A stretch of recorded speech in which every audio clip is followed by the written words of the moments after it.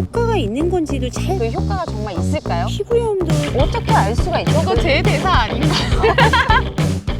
초등학교 2학년 엄마한테 온 사연인데요. 안녕하세요. 초등학교 2학년 아이를 둔 엄마인데요. 우리 아이가 학교에 가서 늘 손소독제를 사용하면서 이 손이 뻣뻣해지고 피부염이 생겨버렸어요. 우리 아이 피부염도 좀 걱정이 되고 자주 사용할 때 위험하진 않은지 너무 궁금하거든요. 어떻게 해야 할까요? 손소독제와 손세정제의 차이가 있다? OX? 오! 있다. 그래요?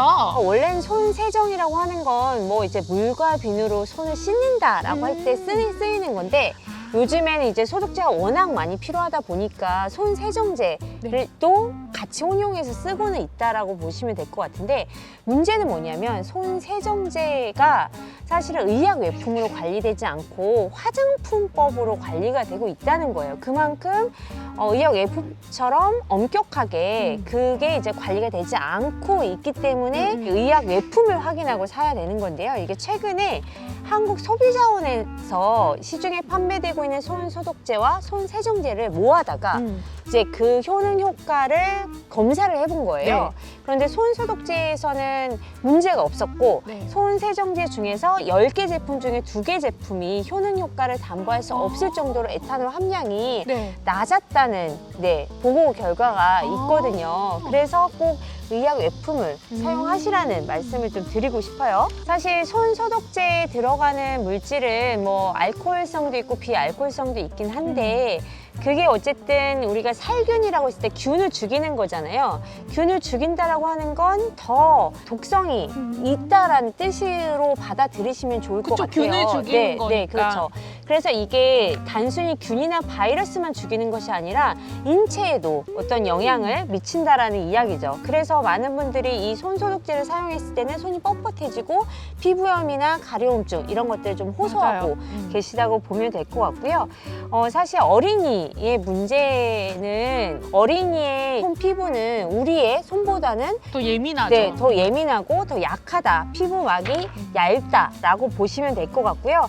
그래서 자주 사용하지 않도록 어머니께서 좀 관리를 해주시는 것이 되게 필요하다는 생각이 들고요.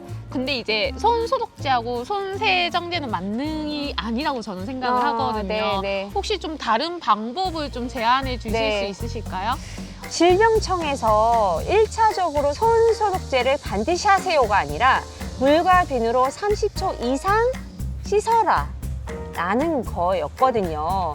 그리고 미국의 그 이제 손 소독제 제품에 이제 의무적으로 표기를 해야 되는 사항이 있는데 그게 뭐냐면 물이 없는 곳에서만 사용해라 라는 문구가 있어요. 우리나라에도 사실 이런 문구가 좀 있어야 된다고 저는 생각을 하는데요. 과학적 근거에 의거해서 뭐 질병청이나 아니면 미국 FDA에서도 이렇게 공고하고 있는 거죠. 또 중요한 게 사실은 우리가 손소독제를 바르면 우리 손에 묻어있는 각종 더러운 것이나 아니면 화학물질 뭐 이런 네네네. 것들도 같이 씻겨 나갈 거라고 생각하지만 그건 오해시거든요. 이런 것들을 씻어내려면 물과 비누로 꼭 씻으시라. 그래서 만약에 물이 없는 곳에서 이제 어쩔 수 없이 사용해야 된다라고 하면 의약 외품의 손소독제를 구입해서 사용하셔라. 하지만 적당한 양과 그리고 되도록 적게 사용해라 라고 강조드리고 싶습니다. 네, 그래서 이제 엄마 사연이 조금이라도 좀 해결되고 도움이 됐으면 좋겠습니다. 네. 그럼 다음 사연으로 좀 넘어갈까요? 저는 서울에 살고 있는 고등학교 1학년 남학생입니다. 제가 학교에서든 집에서든 냄새에 엄청 예민해요. 그래서 탈취제나 방향제 제품을 많이 사용하는 편입니다. 코로나 이전에는 체육 시간 끝나고 운동복에 땀 냄새 때문에 탈취제를 마구 뿌렸고 코로나 이후에는 집에 있는 시간이 늘어나면서 집안의 화장실이나 제 방에도 수시로 탈취제와 방향제를 뿌려주곤 한답니다. 그런데 스프레이로 분무해서 나오는 화학 물질을 보면 괜찮을까 싶기도 하고 제 코나 입으로 들어오는 건 아닌지 불안해요. 자, 이렇게 질문이 들어왔는데요. 탈취제, 방향제 등 호흡으로 바로 흡입 가능한 스프레이 제품은 안전할까요? O, X. 제가 이거에 대해서 설명을 드릴게요. 많은 전문가분들이 우려하는 제형이 스프레이 제품입니다. 왜냐하면 가습기 살균제도 마찬가지로 이제 좁은 방 안에서 독성이 있는 살균 네. 물질을 지속적으로 이제 분사하는 형태였고 네네. 그거를 흡입을 해가지고 피해가 많이 발생한 거거든요. 환경연합에서 시중에 판매되는 스프레이 제품 220개를 좀 전성분을 조사를 했습니다. 네. 근데 거기에서 400종 넘게 이제 화학 물질을 좀 분석을 해봤는데요.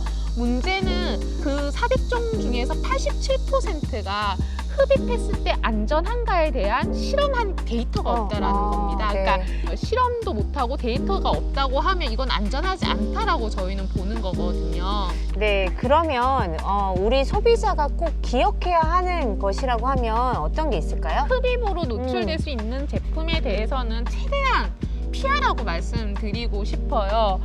사실 대체할 수 있는 제품의 형태는 많아요. 아까 말씀하신 것처럼 이제 세정제도 있고, 만약에 스프레이가 꼭 쓰셔야 된다고 하면은 이제 쓰시고 충분히 환기될 수 네. 있게, 그리고 사용하실 때는 꼭 마스크를 쓰시고 사용하시면 네. 너무 좋을 것 같고요. 네. 최대한 피해야 되는 거는 생활화학 제품은 아니지만 화장품 중에서 네. 미스트라든가 아니면 이제 선크림도 되게 스프레이 형태로 되게 많이 나오거든요.